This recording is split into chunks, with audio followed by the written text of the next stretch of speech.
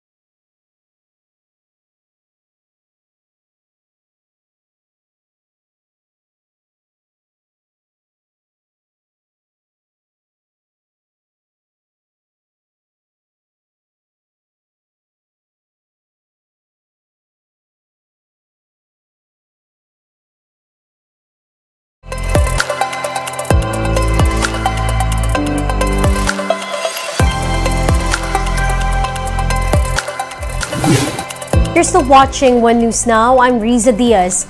Finance Secretary Ben Jokno believes it is high time to liberalize the importation of sugar.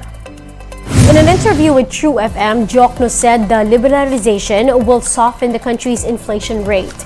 He also noted that this was already done during the administration of former President Rodrigo Duterte. Nung panahon ni Digong, nagkaroon ng pag-cut ng rice din, ng sugar rather. So pwedeng gawin administratively na 50% inallow nila noon ang mga gumagamit ng asukal like mga soft drinks at saka 50% yung SRA. So I think pwede rin gawin to administratively. So kasi nagawa sa noon panahon ni Digong. On another issue, Jokno said the liabilities of the Philippine government has reached 11 trillion pesos because of the huge retirement benefits for military and other uniformed personnel or MUPs. He also noted that a chunk of the national budget goes to the MUP pension system. Actually, sa ngayon, yung budget natin, nag-a-appropriate tayo ng close to 300 billion pambayad sa pensyon. Wala namang contribution, di ba? Di ba pila yun? Di ba? A pension system requires a contribution ng mga members, di ba? Opo. So every year, mag-appropriate ka ng gano'n. Napaka-bigat naman nun para sa mga ordinaryong mamamayan. Moving on, TV5 and ABS-CBN has entered into a 5-year content agreement with the objective of bringing quality shows to Filipinos. Top executives of MediaQuest and ABS-CBN signed the deal, which renews their content supply partnership for another 5 years. This means viewers can look forward to more ABS-CBN shows airing on the Kapatid network. These include primetime shows on weekdays and even weekends. Both networks said they value this partnership forged to ultimately benefit the Filipino viewer. Something we're very happy and proud of to be partners with TV5. It's a way to really solidify what we want to do as both organizations. This has been a partnership for years now, and we too are thankful to ABS-CBN for establishing a relationship with us and putting their content on our channel. At the end of the day, it's a firm belief that yung TV viewer ang panalo dito.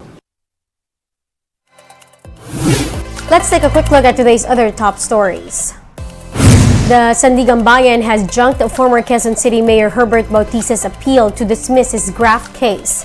The anti-graft court said that incomplete pre-trial documents are not grounds for the dismissal.